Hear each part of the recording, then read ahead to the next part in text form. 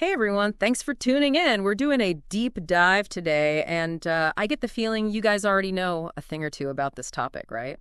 AI and machine learning. That Tech Talk Nexus episode you sent over? Yeah, they weren't kidding around.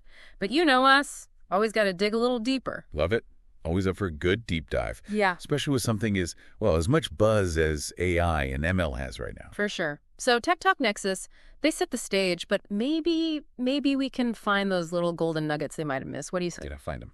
Okay, so first things first. When we say AI, what are we actually talking about here? Like, what does it mean? So think of it this way. AI, it's all about getting machines to do the things that, well, normally we do, using our own intelligence, like understanding language, recognizing patterns, making decisions, stuff like that. It's like, how do we get machines to replicate that? Okay, so it's about machines thinking almost like us. But the episode mentioned different types of AI, right? Narrow versus general AI. What's the difference? You got it. And it's a really important distinction. So narrow AI, that's what we see pretty much everywhere today. It's like, think of it as a specialist. One job, but really good at it. Like that facial recognition thing your phone does, sorting your photos. Yep, narrow AI. Or those kind of creepy but useful algorithms that are like, hey, since you bought this, you might like this too. That's a narrow AI in action. So basically, really good at specific tasks. Not quite HAL 9000 from 2001 just yet. Not yet. Yeah. And that's where general AI comes in. That's the dream, right? A machine that can learn and reason across any task, just like a human. Still a long way off, but all the amazing stuff happening with narrow AI, that's paving the way. Gotcha. So narrow AI, super useful, but still kind of limited. Which brings us to machine learning, right? Tech Talk and Nexus made it sound like ML is like the engine behind how AI actually works. Absolutely. Think of it this way. Imagine trying to program a computer to, I don't know, recognize a cat in a picture. You could try to write down every single rule, like if it has whiskers and four legs, and you get the idea it would be impossible. Yeah, you'd be there forever trying to code that. Exactly. So instead of programming every little detail with machine learning, we give these algorithms, these like recipes for learning, we give them tons of data, and they figure out the patterns on their own. Kind of like how we learn as kids. Like no one sat us down and explained every single rule about the world, right? We just kind of observed, experimented, figured it out. Exactly. Think of showing a kid a bunch of pictures of cats and dogs, right? Eventually, they just know which is which. Not because you told them every single difference, but because they learned by seeing examples. That's the magic of machine learning. That is pretty magical. But then they threw in these terms like supervised and unsupervised learning. Sounded like a robot school horse or something. What's up with that? I love that robot schoolhouse. But it's a good analogy, actually. So supervised learning, it is like having a teacher there. You're giving the algorithm data that's already labeled, like, here's a picture of an apple, this one's an orange.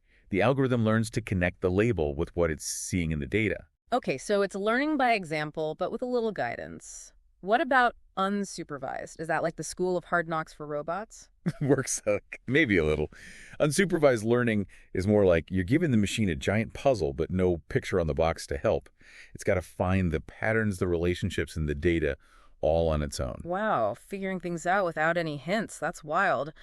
But then there was reinforcement learning. They used Amazon's cashierless stores as an example. Okay, that's just next level shopping. How does that even work? Right. So reinforcement learning, it's all about trial and error. Imagine you're training a dog, right? Good behavior gets a treat, bad behavior, maybe not so much. So in Amazon's case, the system's learning the best way to track what you're picking up, how to charge you correctly, but it's doing it by experimenting and getting feedback, constantly improving as it goes. That's incredible. So we've got AI as this big concept, machine learning as the toolkit to make it happen. I'm starting to see why people are both like really excited by this and maybe a little intimidated, but let's bring this down to earth a bit. Where is all this actually making a difference right now? Well, that's what's so cool about this stuff. It's not just, some futuristic fantasy. AI and ML, they're already out there making a real difference, across the board. Yeah. Healthcare, finance, even transportation, you name it. And it's only going to get, more intense from here. I love the speed of it all, like Tech Talk Nexus gave all those examples. And I was thinking, with what you're into, we got to talk about healthcare and finance. I think those would blow your mind. Oh, definitely. Talk about ripe for disruption, right? Yeah. AI and ML could really change the game in those areas. No kidding. So healthcare first. The episode mentioned AI for diagnosing diseases, even like predicting outbreaks. Is that really happening? Or is that still sci-fi territory? Oh, no, it's getting very real, very fast. I mean, we've already got algorithms that can look at like X-rays and CT scans and spot things like cancer cells, often even better than human radiologists can. And, think about it, early detection like that. That's huge. Makes sense. Catching something early is, yeah, usually the key, if you can. Absolutely. Yeah. But it goes way beyond just like spotting a problem on a scan. We're talking about AI that helps personalize treatment plans based on your genes, your lifestyle, all of that, predicting if you're likely to end up back in the hospital, even helping with surgery. Okay, so this isn't about replacing doctors, more like giving them better tools, right? Yeah. Exactly. It's like AI handles the heavy lifting, the data crunching, maybe even spots things we humans might miss. But in the end, it's about like augmenting what doctors can do, helping them make better decisions for their patients. Augmenting, not replacing. I like that. Okay, what about finance then? Tech Talk Nexus kind of made it sound like, the robots are going to take over Wall Street any day now. Oh, well, it's not quite the Matrix just yet, but it's true. AI and ML are changing the game on Wall Street big time. Which, in that world, speed is everything, right? Totally. Yeah. Like algorithmic trading computers making trades in milliseconds based on tons of data. That's already normal. And we're seeing AI for everything now, from spotting fraud to figuring out if you're a good risk for a loan, even giving you personalized financial advice. So even if you're not, some Wall Street hotshot, this stuff still matters. Oh, absolutely. Think about it. Getting a loan approved faster because the system's smarter, not getting scammed because the AI caught it, maybe even getting financial advice that actually makes sense for your life, not just generic stuff. That's the potential here. Okay, so we've got AI, maybe revolutionizing healthcare, revolutionizing finance. Sounds amazing so far. But I got to imagine there's a flip side, right? There's got to be some potential downsides to all of this. Of course. It's like any powerful tool, right? In the right hands, AI can do amazing things. But if it's misused, things can go wrong. And we need to be talking about that. Absolutely. So what are some of the, concerns people have? What should we be watching out for? Well, I think one of the biggest ones is making sure that AI is developed and used fairly. It needs to benefit everyone, not just, the people who can already afford it or have access to it. We can't let it make existing inequalities even worse. That's a really important point. So it's not just about the tech itself, but about who's controlling it, who benefits from it, all of that. Exactly. And that takes real effort, open conversations, a commitment to fairness from everyone involved. We can't just assume it'll all work out on its own. Makes sense. Definitely a lot to unpack there. Okay, so Tech Talk Nexus. They touched on some really futuristic stuff, quantum computing, the idea of general AI.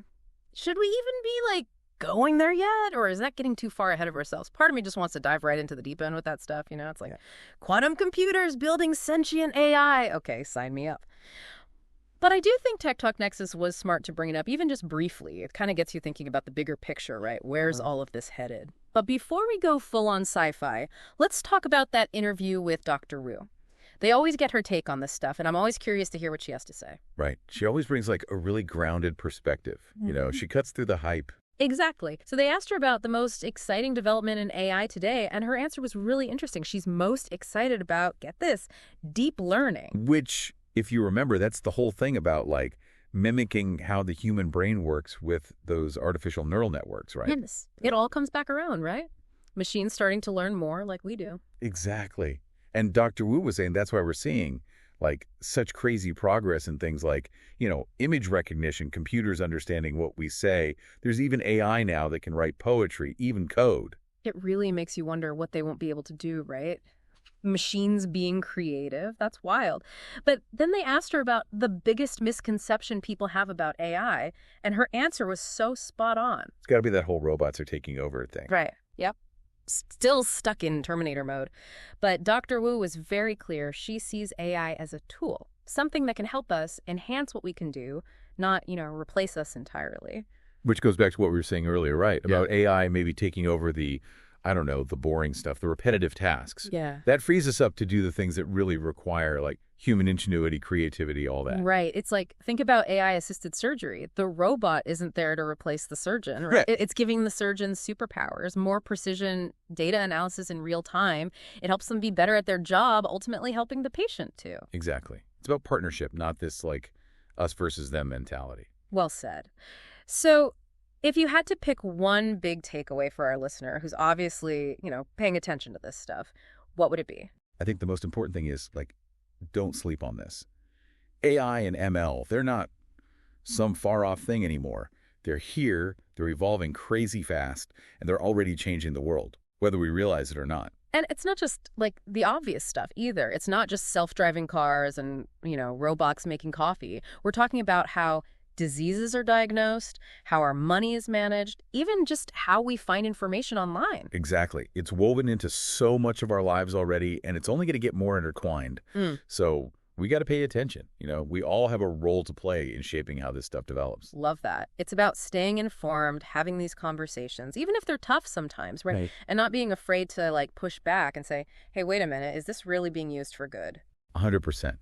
It's an exciting time, but it's not just going to magically work itself out. We got to be thoughtful about it. Absolutely.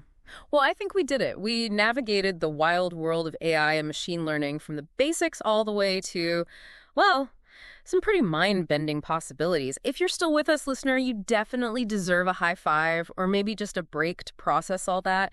But before you go, we'll leave you with this AI and ML. They're powerful, no doubt. But in the end, it's up to us, the humans using them, to decide what kind of impact they have on the world. Couldn't have said it better myself. The future's wide open, Yeah. and I'm excited to see what we do with it. Me too. And that's a wrap on this deep dive. Thanks for coming along for the ride.